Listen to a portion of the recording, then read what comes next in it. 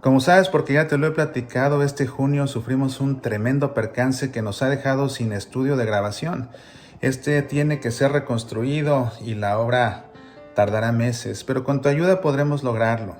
Muchas gracias a las personas que cuando les conté lo que había sucedido, sin que yo pidiera ayuda, se acercaron a mí para decir cómo podemos ayudar. Se los agradezco de todo corazón. Si quieres ayudarnos, hay 3 maneras de hacerlo. La primera es ir a amazon.com y adquirir la copia de alguno de los 10 libros que he escrito.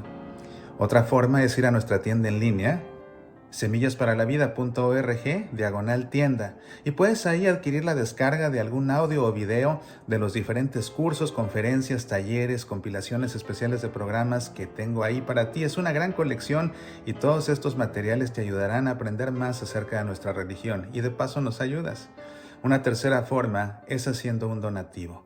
En la descripción de este video te dejo el enlace a la página donde puedes hacer el donativo, muy sencillo, con PayPal o con una tarjeta de débito o de crédito. La página es semillasparalavida.org/donativo.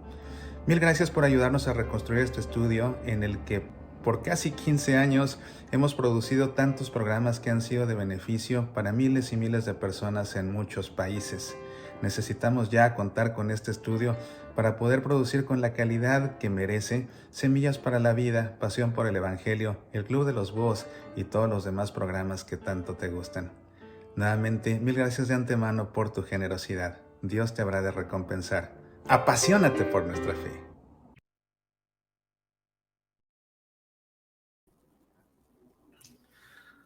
¿Cómo están, queridos amigos? Los saluda Mauricio Pérez. Para mí es un gran placer estar con ustedes una vez más aquí en nuestro programa El Club de los Búhos. Este programa que pues gusta ya tanto a tantas personas que lo piden y preguntan qué noche sale el Club de los Búhos, ya lo quiero volver a ver. Y a mí me alegra mucho que este programa que surgió así espontáneamente pues está perdurando gracias al interés de todos ustedes, cosa que les agradezco mucho. Gracias a las personas que están viendo el programa a estas entradas horas de la noche y que lo están viendo en vivo. Hola Guille, me da mucho gusto saludarte nuevamente por estos lares. Hola Pati, gracias por acompañarnos. Yanis, gracias por estar aquí como siempre al pie del cañón. En verdad que les agradezco mucho esto. Y bueno, pues que algo muy interesante es que me dio la oportunidad de preguntarles de qué les gustaría que hablara en esta ocasión y recibí algunas respuestas. Alguien por ahí me dijo que si hablaba acerca del nacimiento de la Virgen María, que se celebra el 8 de septiembre, pues ese sería más bien un buen tema para el programa de la próxima semana, que estaría más acorde con la fecha precisamente. Después, y la misma persona me preguntó también que si hablaba acerca de del nombramiento de obispo, de la ordenación episcopal de Monseñor Guido Marini, que es el ceremoniero pontificio, es el que está a cargo de celebrar, bueno, no de celebrar, sino de organizar las celebraciones litúrgicas del Santo Padre. Y pues, ¿qué puedo comentar al respecto? Realmente lo único que te puedo decir es que, bueno, pues qué bueno que el Papa lo ordene ahora como obispo, ¿verdad? Y la pregunta que queda es quién va a ser el nuevo ceremoniero. Eso es lo que a mí realmente me interesa saber, a ver quién es. El anterior era Piero Marini, Monseñor Piero Marini, que asistió pues desde los tiempos de Juan Pablo II y luego con Benedicto XVI, y después lo reemplazó Monseñor Guido Marini, curiosamente dos Marini, que no tienen nada que ver más que el cargo y el apellido. Y había otro que era el brazo derecho de Piero Marini, un polaco, Monseñor Konrad Kraszewski, que cuando comenzó su pontificado el Papa Francisco, seguía él también trabajando como uno de los ceremonieros del Papa, pero pues el Papa decidió más bien ponerlo a cargo de la limosnería apostólica en el Vaticano. Y Monseñor Kraszewski ha hecho un trabajo extraordinario. Fue, por ejemplo, el que estuvo a cargo de montar esas regaderas que existen ahora para los indigentes en el Vaticano, donde pueden ir, donde pueden asearse, donde gratuitamente les cortan el pelo, en fin. y muchas otras cosas que ha hecho Monseñor Konrad Kraszewski, por lo que yo creo que se va a quedar todavía ahí trabajando en la limosnería. Será interesante ver quién será el nuevo ceremoniero del Papa Francisco. Eso es lo que a mí me llama más la atención, y pues que le vaya muy bien a Monseñor Guido Marini en su nueva diócesis, ¿verdad? Alguien más me preguntaba si podía hablar acerca de qué pasa con las almas después de morir. Bueno, pues si mueres en estado de gracia, te vas al cielo. Si mueres en pecado mortal, te vas al infierno. Si ni aquí ni allá, ¿verdad? Si no mueres en pecado mortal, pero realmente tu vida no da para entrar al cielo directamente porque te faltó crecer en virtudes, por ejemplo, porque no alcanzaste la perfección necesaria, pues entonces vas un tiempo al purgatorio donde alcanzas esa perfección para poder después entrar al cielo. Ese es un tema que valdría la pena considerarlo más a fondo. Yo creo que vamos a hacer un programa sobre eso, pero es un tema más para noviembre, que es cuando nos detenemos a reflexionar en los novísimos, a propósito de los fieles difuntos y a propósito de todos los santos. Es que ese es el tiempo más adecuado para reflexionar acerca de los novísimos, entonces dejaremos ese tema para esa ocasión, para poder abordarlo con más detalle y calma. Y otra pregunta era que si puedo hablar acerca de un libro, que es uno de los libros que más me gustan, El valor divino de lo humano. Sería bueno hacer un programa del Club de los Búhos sobre el valor divino de lo humano. Nada más que me gustaría, para poder hacer ese programa, tener aquí conmigo la copia para poder leer algunos pasajes y reflexionar sobre ellos. Es uno de los libros de espiritualidad que no solamente es de mis favoritos, sino que es uno de los que más han influido en mi espiritualidad propia, y sí valdría la pena compartir algunas reflexiones al respecto de ese libro de Jesús Urteaga. Entonces, pues ya lo tomaremos más adelante en otra emisión del Club de los Búhos. Alguien más también me pidió que si hablo acerca o que si profundizo más acerca de Santa Mónica y San Agustín. Y yo creo que esto a raíz del programa reciente sobre Santa Mónica, el 27 de agosto, que se celebra la memoria litúrgica de Santa Mónica, la mamá de San Agustín, justo un día antes de la celebración de la memoria litúrgica de su hijo, San Agustín. Entonces, me gustaría precisamente reflexionar sobre ese tema, porque es uno de los temas que a mí más me apasionan, y es un tema muy bonito. Y Mónica es, eh, pues, una de mis santas favoritas, como expliqué en Semillas para la Vida, en la emisión de este pasado viernes, que fue precisamente 27 de agosto. Hice un programa acerca de Santa Mónica, vale la pena que lo veas, ¿no? Es un programa breve, pues es en Semillas para la Vida, así que escúchalo, escúchalo. Y yo creo que de ahí surgió la inquietud, ¿verdad? Porque mucho nos enseña Mónica, y siempre Mónica ha sido una de mis santas que más quiero, junto con Verónica y junto con María Magdalena. Son las tres santas mujeres que yo más quiero, a las que más recurro en su intercesión, y también pues intentando imitar sus virtudes, ¿verdad? Que ese es el culto que se le da a un santo, no solamente pedir por su intercesión, sino también tratar de imitar sus virtudes para llegar a Cristo.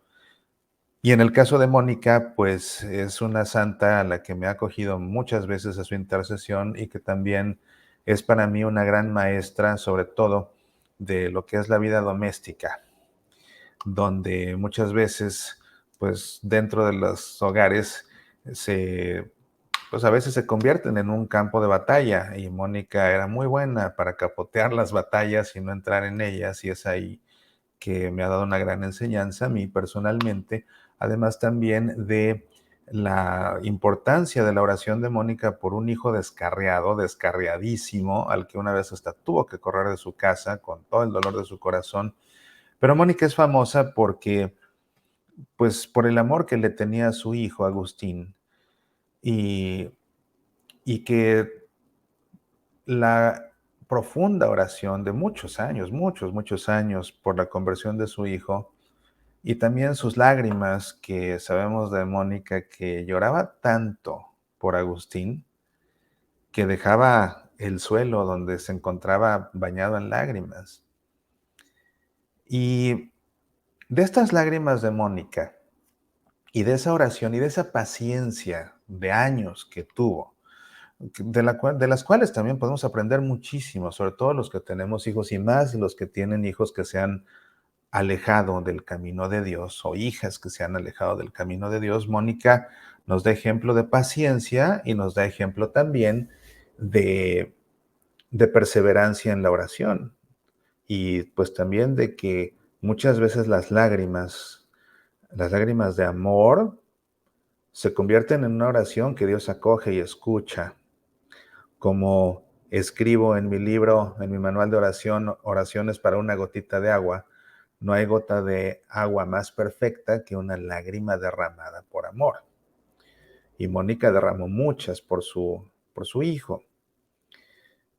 Y a partir de ahí es que se me ocurrió precisamente hacer esta reflexión en esta ocasión, porque quisiera contarte la vida de Santa Mónica y el desenlace de su vida al lado de su hijo Agustín,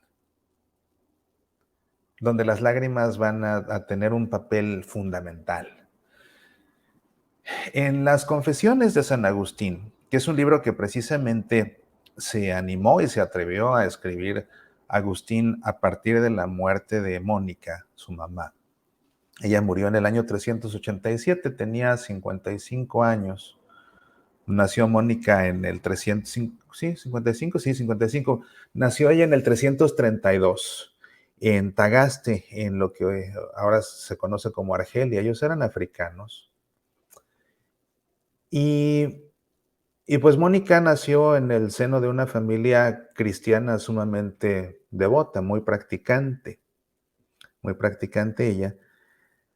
Y Y lo que sabemos de la vida de Mónica, lo sabemos precisamente a partir de las confesiones de San Agustín. Él dedica uno de los libros de sus confesiones a hablar precisamente acerca de la vida de Mónica, aunque a lo largo de las confesiones encontramos diferentes pasajes de encuentros y desencuentros que tienen mamá e hijo, ¿verdad? Ella tenía eh, bueno, o sea, por ejemplo, en Semillas para la Vida referí uno, en una ocasión que él se va a Italia, acaba en Milán, y Mónica lo sigue y pues van navegando en barco y en una de esas, para deshacerse de su mamá, esto lo conté en Semillas para la Vida, para deshacerse de su mamá, la despista y a escondidas se sube al barco y se va sin ella y la deja en el puerto. Entonces Mónica desesperada lo busca hasta que entiende que ya no está porque se le fue. De manera que lo que hizo Mónica fue tomar el siguiente barco, ir a donde estaba Agustín, buscarlo, y pues no le fue bien a Agustín después de lo que le hizo a Mónica. Mónica tuvo más hijos de los que sobrevivieron. Creo que uno murió. Sí, el que murió creo que fue uno. Sí, el que murió. Pero tenía más hijos aparte de Agustín. Agustín se llamaba Aurelio Agustín. Y el Aurelio venía del papá. El papá era un romano que se llamaba Patricio Aurelio, entonces de ahí el hijo fue Aurelio Agustín. Y tenía un hermano que se llamaba Navigio, y tenían los dos una hermana, que ahí el nombre de la hermana se pierde en la oscuridad de los tiempos. Según unas tradiciones se llama Perpetua, según otras se llama Melania. Pero bueno, de quien sí sabemos el nombre, pues era de Navigio, el hermano de Agustín. Y pues vamos a comenzar desde el principio de la historia, ¿verdad? Desde el principio de la vida de Mónica, según la refiere San Agustín en sus confesiones, que pues es bonito porque ella, como te digo, nació en el seno de una familia católica muy practicante y le encomendó su mamá su educación a la criada.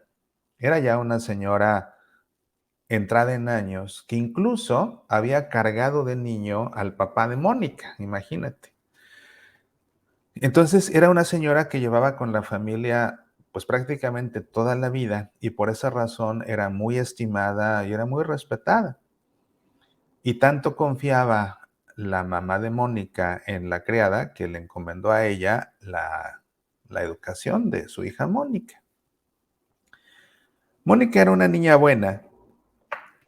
Y la criada, pues, la tenía a raya, realmente le imponía a ella y a sus hermanos, les imponía disciplinas muy férreas para hacer de ellos, pues, personas de bien. Y entendiendo por personas de bien, personas que supieran desarrollar las virtudes, lo que implicaba aprender a combatir las pasiones. Entonces, algo que hacía la criada, que era quien formaba a Mónica, era que no le permitía beber agua. Cuando tenía sed, no le permitía beber agua. Era muy poca el agua que les permitía consumir. Y eso con el propósito de que se acostumbraran, por sedientos que estuvieran, sobre todo las mujeres, por sedientas que estuvieran, a no beber.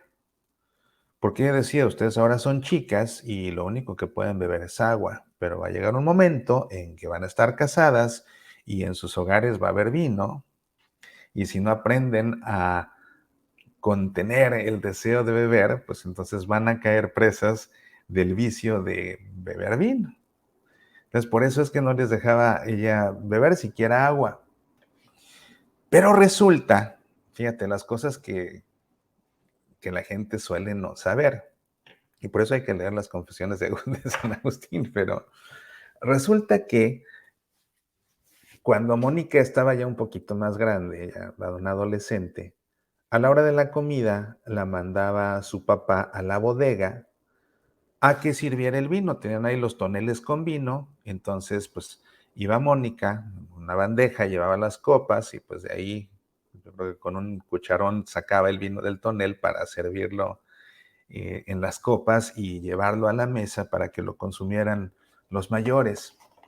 Pues ya en la adolescencia, en un momento de picardía adolescente, de querer hacer la travesura, de querer experimentar con lo prohibido simplemente porque está prohibido, pues entonces lo que comenzó a hacer es que le servía a todo el mundo su copa de vino y al final le daba una probadita a lo que quedaba en el cucharón con el que lo servía, así nada más un pequeño, pues se mojaba los labios solamente para sentir el sabor del vino. Pero entonces él hizo la costumbre de que cada vez que iba a servir, pues le daba. Y entonces ya, como fue pasando el tiempo, ya no solamente se humedecía los labios con el vino, sino que ya le daba un traguito. Y ya le daba un traguito. Y pues se le empezó a hacer el hábito y el gusto por el vino tal que pues ya después no era un traguito, ya se servía ella también una copa y lo hacía ahí en la bodega sin que nadie la viera cuando iba a servir el vino. Entonces ya llegó un momento en que se tomaba la copa y pues iba a servirle el vino a los demás. Y de alguna forma la criada se da cuenta, no sé si la agarró infraganti o si se comenzó a sospechar que algo estaba sucediendo y fue a espiarla o qué.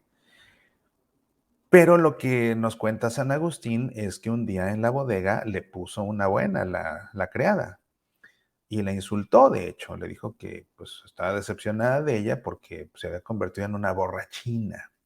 Uh, el hecho de que la criada, que era tan buena con ellos, pero tan enérgica con ellos y tan querida y tan respetada por ellos, le dijera a Mónica que era una borrachina, insultándola, le partió el alma a Mónica.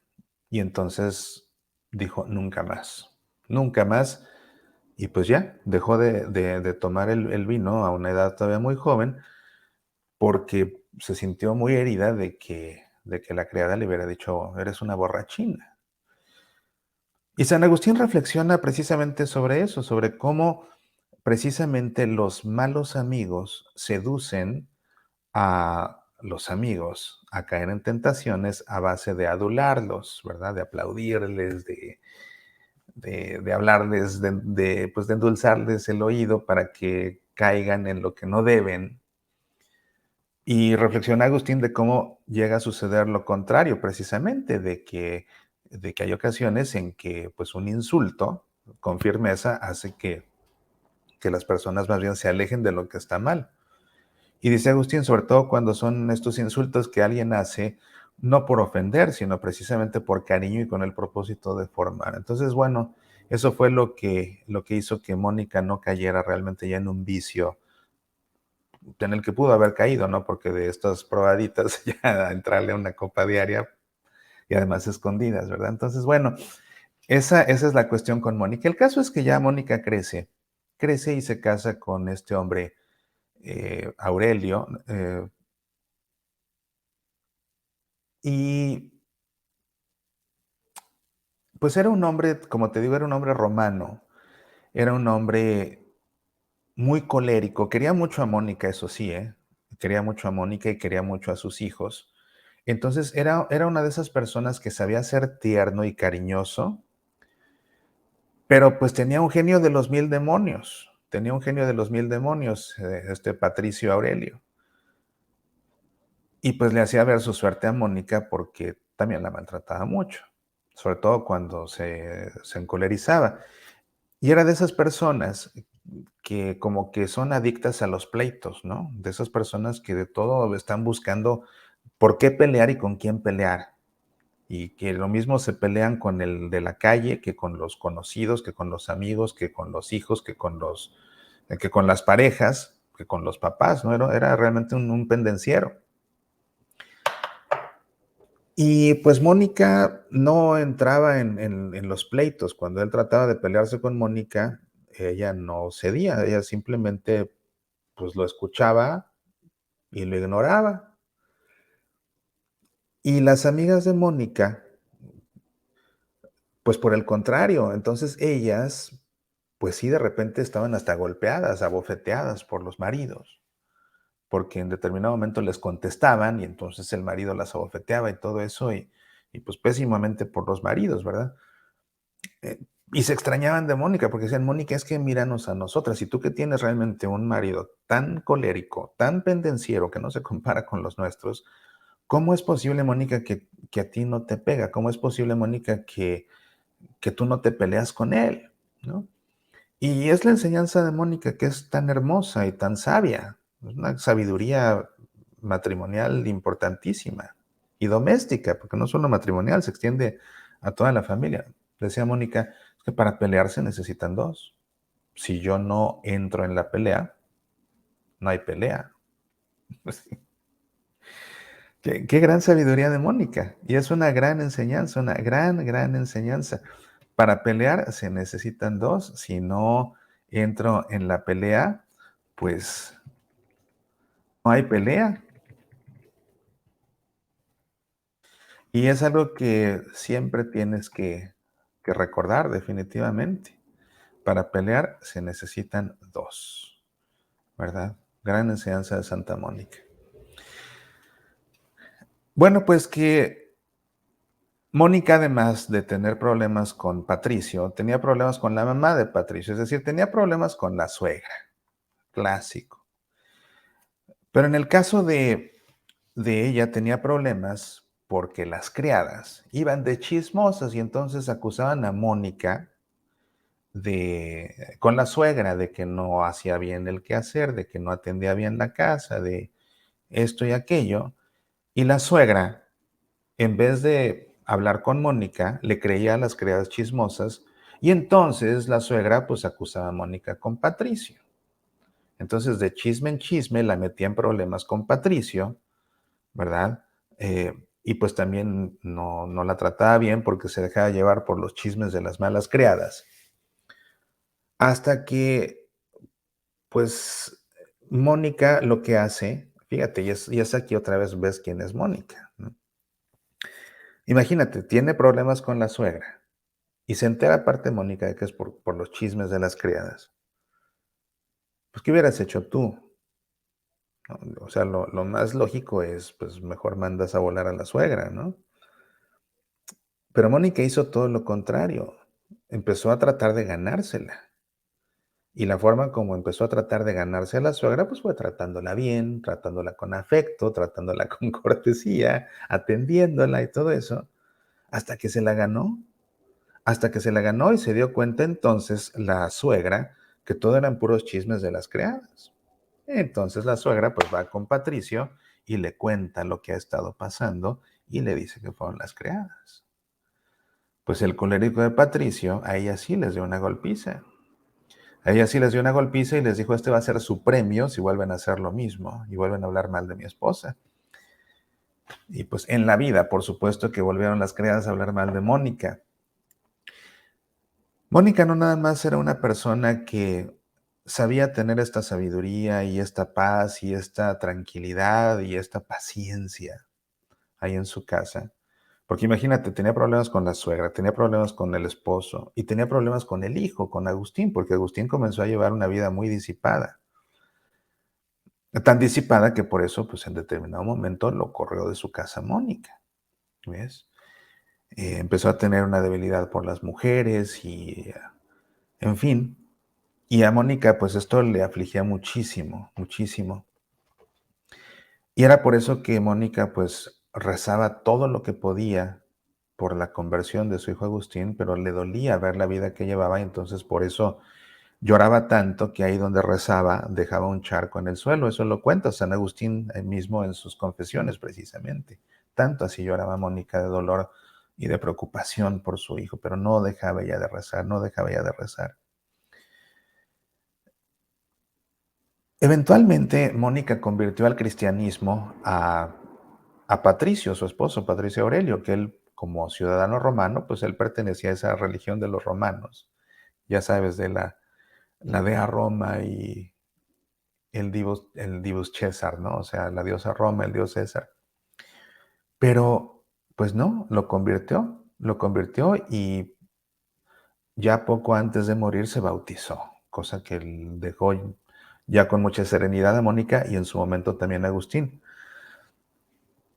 También convirtió a la suegra.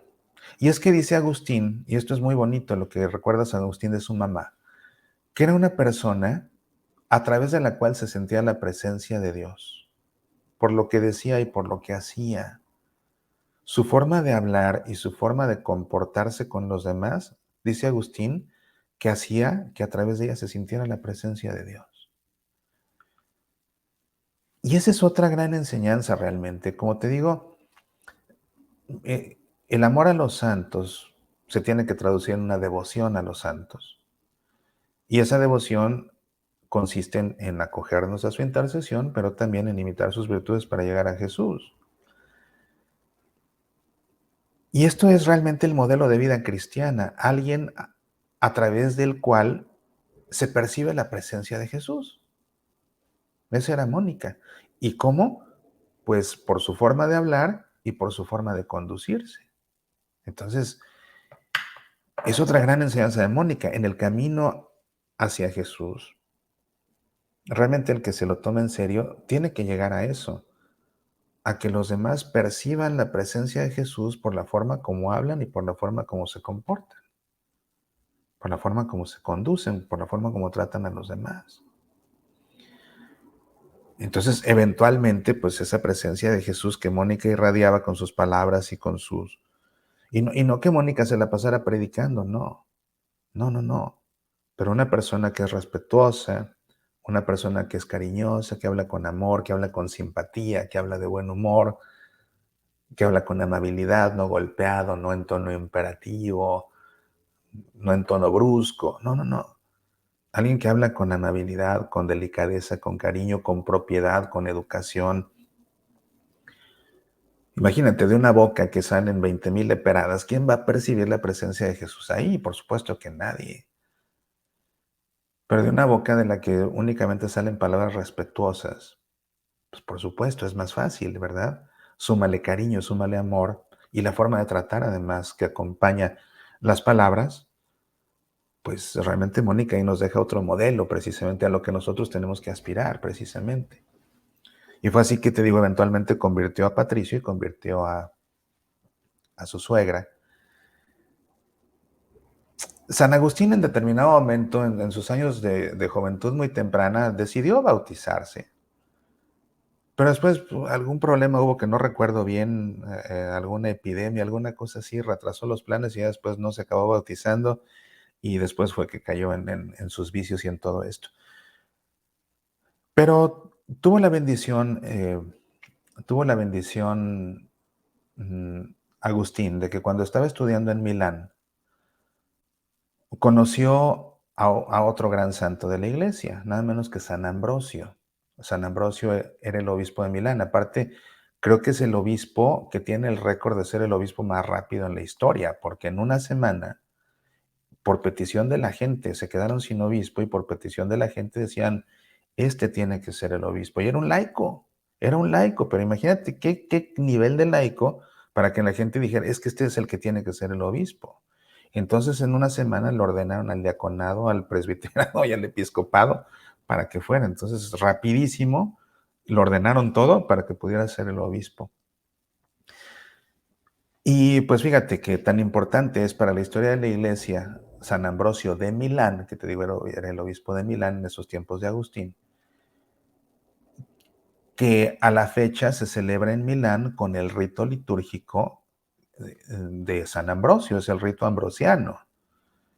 La mayoría de los católicos pertenecemos al rito romano, celebramos según el rito romano, pero en Milán se celebra bajo el rito ambrosiano.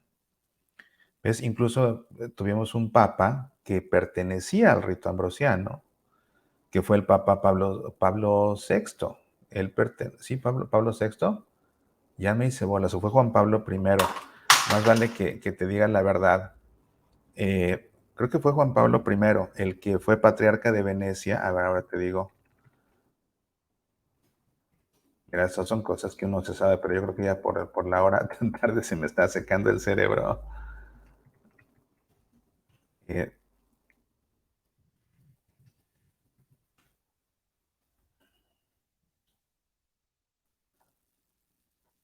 a ver, déjame ver aquí un segundo. Te digo, para darte el dato exacto, ¿no? Para no dejarte aquí con la duda. Sí, fue Pablo VI, fue Pablo VI. Fue Pablo VI. Giovanni Battista Enrico Antonio María Montini, alias el Papa Pablo VI. Él era el patriarca de Milán, entonces él realmente pertenecía al rito ambrosiano. Y sin embargo, pues es papa, fue papa, ¿no?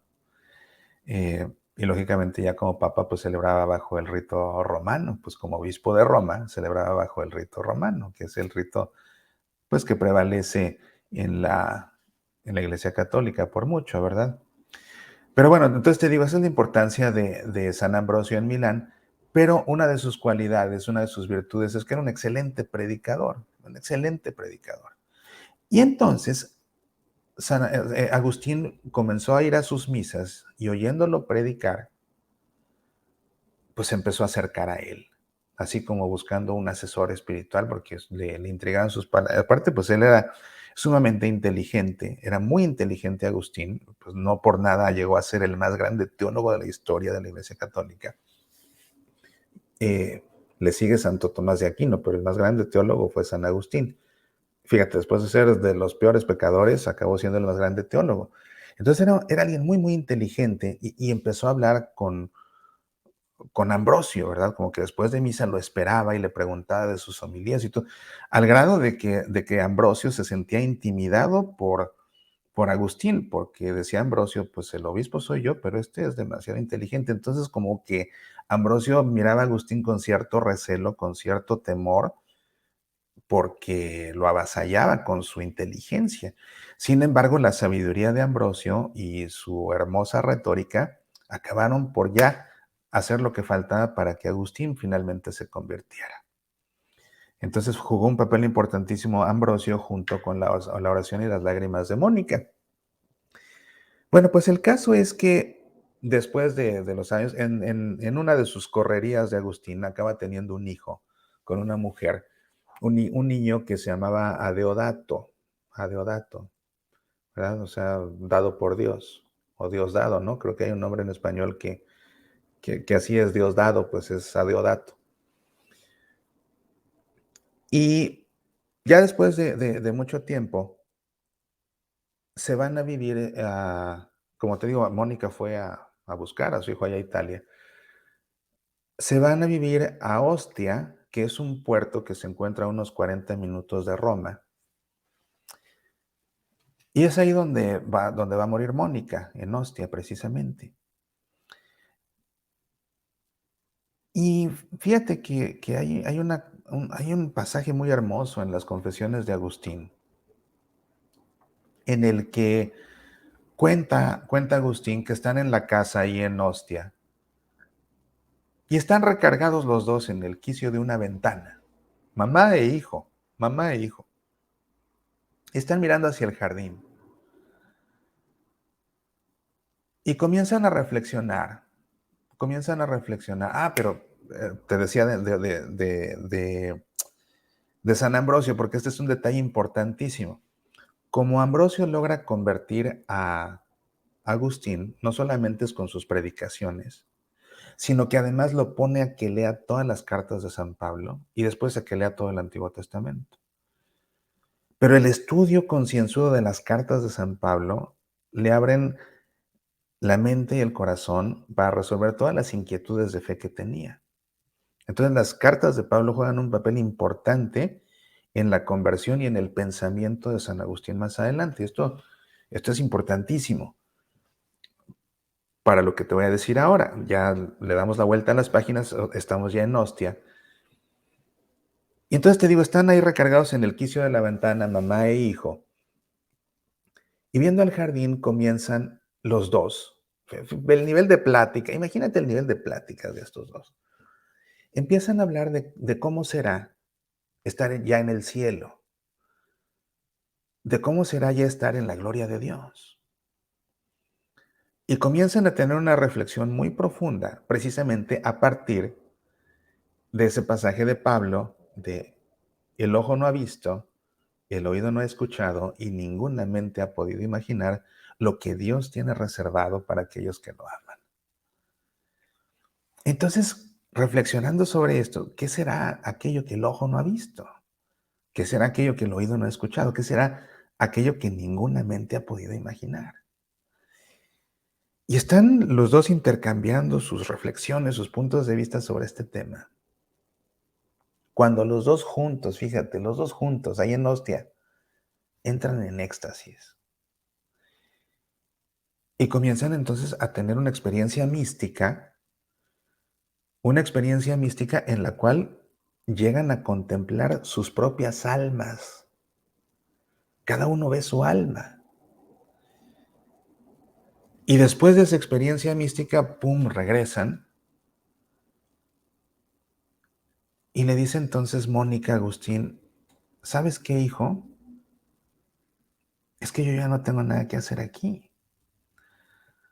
O sea, realmente lo único que me importaba en la vida era que te convirtieras a Dios. Y lo logré. Y lo logré. Y fíjate que lo logra al grado de que o sea, fue una lucha espiritual de Mónica que se convirtiera a su hijo, una lucha de oración. Ves que dicen que muchas batallas se ganan de rodillas. Mónica esta batalla la ganó de rodillas y por muchos años estuvo de rodillas, hasta que ganó la batalla. Pero fíjate que en efecto,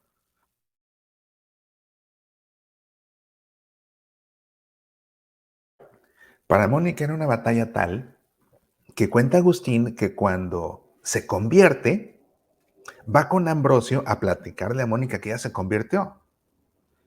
Y entonces cuenta que cuando Mónica escucha que ya se convirtió su hijo, daba vítores, cantos de victoria. O sea, la expresión de Mónica fue, vencí, lo logré, gané la batalla, sí.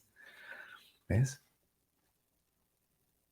Y era tan claro eso, esa victoria para Mónica fue una victoria de una batalla que lo tomó años y peleándola de rodillas y con lágrimas. Que otra vez en Ostia, le dice a Agustín después de que regresan del éxtasis, es que hijo, yo ya no tengo nada que hacer aquí. Lo único que me importaba era que te convirtieras a Dios. Y lo logré. Ya realmente aquí en el mundo no tengo nada que hacer. Donde tengo que estar es con Dios, gozando esta gloria que acabamos de ver aquí en este momento de éxtasis en el que estuvimos. Pues a los 5 días cae enfermísima, con fiebre, se pone muy mal, pierde el conocimiento y después vuelve en sí ya muy debilitada, muy debilitada. Están muy preocupados Agustín y su hermano Navigio, están ahí con ella en Ostia. Y cuando vuelve en sí Mónica, y los ve, sabe que ya le llegó la hora y entonces le dice a los dos hijos, ha llegado la hora de que me entierren. Y dice Agustín que en ese momento que se da cuenta que su mamá va a morir, le dan unas ganas de llorar tremendas, pero se muerde los labios para no soltar el alma y se aguanta. Tienen ahí una discusión, Mónica y Navigio, en fin, que porque están en Ostia y ellos no son de Ostia y que si la sepultan ahora, que por qué no, es que como que Navigio se queja de que muera lejos de su hogar y Mónica lo regaña y le dice, pues ya cuando yo me muera no me importa dónde me entierran, lo único que les pido es que siempre ante el sagrario se acuerden de mí. Total, que se muere Mónica y cuenta Agustín que al cerrarle los ojos a su mamá, igual, tiene unas ganas de llorar muy fuertes, pero se las aguanta, se aguanta las lágrimas. Total que pues tienen que preparar el funeral, viene el funeral de Mónica, y nuevamente dice Agustín cómo al, pues al celebrar el funeral, sentía las ganas ardientes de llorar, las ganas ardientes de llorar. Pero se las aguantaba porque estaba él librando una batalla tremenda, porque decía, es que por un lado, o sea, debo estar feliz. ¿Por qué debo estar feliz? Porque ya sé que mi mamá está gozando de esa gloria que además él vio en ese momento de éxtasis. Entonces dice, ya sé que mi mamá está gozando de esa gloria, debo estar feliz, debo estar feliz. Y si tengo estas ganas de llorar es porque todavía pienso como piensa el mundo. Y San Agustín no quería pensar como piensa el mundo y por eso no quería llorar, se resistía a llorar. Total que bueno, pues ya celebran el funeral de Mónica, regresa a la casa Agustín, y fíjate cómo son las cosas, que entonces decide Agustín darse un baño. Decide Agustín darse un baño porque la palabra baño en griego significa arrojar. Y fíjate que era curioso, o sea, la palabra bañar en griego bañarse en griego significa arrojar, porque decían los griegos que bañándote, el alma arroja la tristeza. O sea, bañarte te quitaba la tristeza. Y para eso se bañaba uno, para quitar la tristeza del alma. Entonces, cuando regresan a su casa, pensando en esto, Agustín se da un buen baño precisamente para arrancar la tristeza que tiene en el alma, porque es una tristeza que lo está incomodando, porque él dice es que si me siento triste es porque todavía estoy pensando como piensa el mundo. Y yo no debería sentirme triste sabiendo que mi mamá está en la gloria de Dios. Pero él decía, pero es que su ausencia me llena de tristeza, ¿no? Total que se baña Agustín y cuando termina de bañarse, dice que se sentía exactamente igual de triste. O sea, el baño no le sirvió para nada al pobre. Pues entonces ya todo deprimido va a su alcoba y se queda profundamente dormido, dormido de tristeza, ciertamente. Se queda dormido Agustín y cuando despierta del sueño se siente mejor, ya se siente menos triste. Y se acuerda en ese momento de unos versos que compuso nada menos que San Ambrosio en Milán. Y, y recordando esos versos, él siente consuelo precisamente, porque estos versos dicen así, tú eres Dios, creador de cuanto existe, del mundo supremo gobernante, que el día vistes de luz brillante, de grato sueño la noche triste, a fin de que a los miembros rendidos el descanso el trabajo prepare, y las mentes cansadas repare, y los pechos de pena oprimidos. Entonces, él al despertar se siente menos triste y se acuerda de estos versos de San Ambrosio, donde dice que precisamente durmiendo es que Dios pues le quita la tristeza a los pechos oprimidos de tristeza, ¿ves? Y eso como que lo reconforta. Pero entonces empieza a recordar la conversación que tuvo con Mónica al final y el éxtasis que tuvieron. Y siente nuevamente la ausencia. Y entonces ahora sí, y este es uno de los momentos más dramáticos de todas las confesiones de San Agustín, entonces ahora sí, por más que estuvo luchando para contener el llanto, ya no puede. Y se pone, llora y llora y llora y llora y llora. Y él recuerda todo lo que lloró en su vida su mamá por él y por sus pecados. Y pues eso lo hace llorar todavía más, porque siente que de alguna forma su llanto por su madre, pues es como pagarle por las lágrimas de ella, por sus pecados. Aunque sabe que no bastan para pagar todas las lágrimas por todo el amor que le tuvo Mónica Agustín, a pesar de que fue un pecador y lo quiso quizás más mientras era un pecador. Entonces, por eso te decía al principio de toda esta historia que las lágrimas de Mónica iban a jugar un papel muy importante en el desenlace, porque ahora es Agustín el que está llorando después de estar conteniéndose todo lo que pudo para no llorar cuando estaba en agonía, cuando le cierra los ojos al morir, cuando celebran el funeral, volviendo a su casa, pues ahora sí ya no puede. Y aunque despierte y se siente más tranquilo, se acuerda de Mónica, se acuerda de su última plática, del éxtasis, y se quiebra por fin, y entonces llora y llora y llora y llora. Y así como Mónica dejaba bañado en lágrimas el suelo donde estaba ella hincada rezando, San Agustín deja bañado en lágrimas su lecho. Y termina precisamente Agustín esta parte de sus confesiones de esta forma.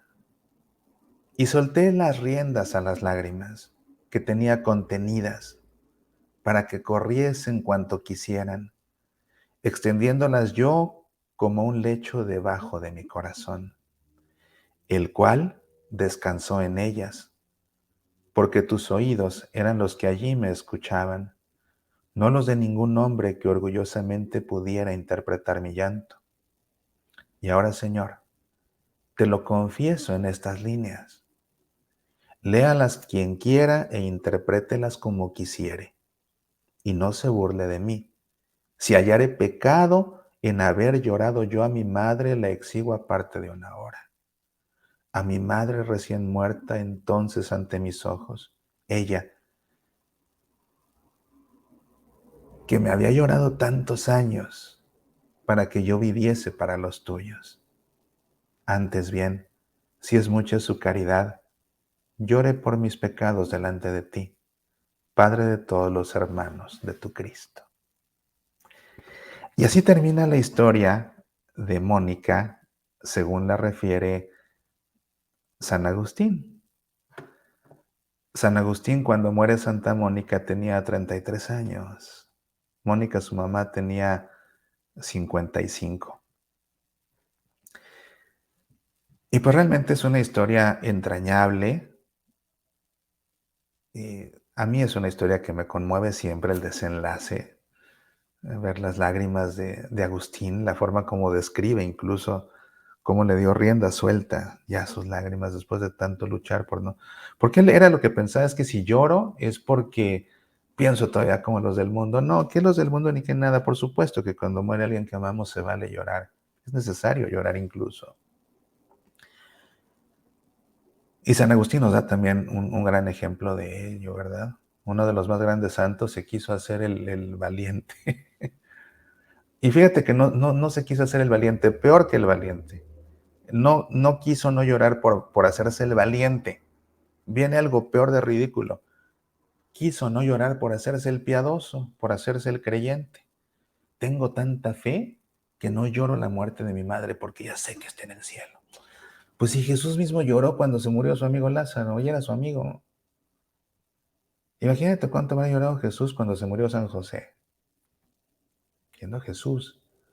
Entonces, si Jesús lloró con la muerte de Lázaro, pues no hay que salir con esas ridiculeces de que, ay, es que tengo tanta fe que no lloro cuando muere mi madre, no lloro cuando muere mi esposo. No, no inventen, o no inventemos, ¿no? Eso le pasó a San Agustín precisamente y pues no, acabó bañando su lecho en lágrimas como tenía que suceder. Pues ahí está la historia y la comparto con ustedes con mucho cariño. Ojalá que este recuento de la vida de Santa Mónica, según la refiere San Agustín en sus confesiones, si les interesa para el que tenga las confesiones, está en el libro noveno, donde San Agustín cuenta la biografía de Mónica. Como les digo, a lo largo de las confesiones, pues hay diferentes episodios donde aparece Mónica, pero la biografía la cuenta San Agustín en el libro noveno de sus confesiones. Por si alguien las tiene, échenle un ojo. Y si no las tienen, pues la verdad es que es un libro que no te mueras sin leer las confesiones de San Agustín. Es una joya que no te debes perder. Pues bien, no sé cuánto llevamos ya en este programa, pero se me hace que este ha sido quizás el programa más largo del Club de los Búhos, pero creo que valía la pena porque una historia tan hermosa la teníamos que contar de principio a fin, ¿verdad? Sin interrupciones y sin dividirlo en dos. Valía la pena hacerlo todo de un tirón. Pero ya es suficiente por hoy. Les agradezco a todos infinitamente el favor de su atención. Acuérdense de la enseñanza de Mónica, para pelear se necesitan dos. Si no entro en la pelea, no hay pelea, ¿verdad?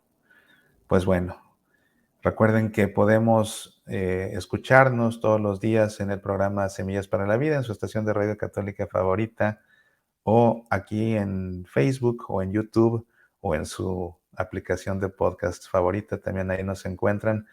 Dios mediante, nos vemos el fin de semana en Pasión por el Evangelio para seguir analizando los evangelios que leemos en la misa domingo a domingo. Mientras tanto, mi deseo más ardiente es que Dios te llene de bendiciones, en especial de aquellas que más necesitas en este momento de tu vida. Te agradezco muchísimo que me hayas acompañado.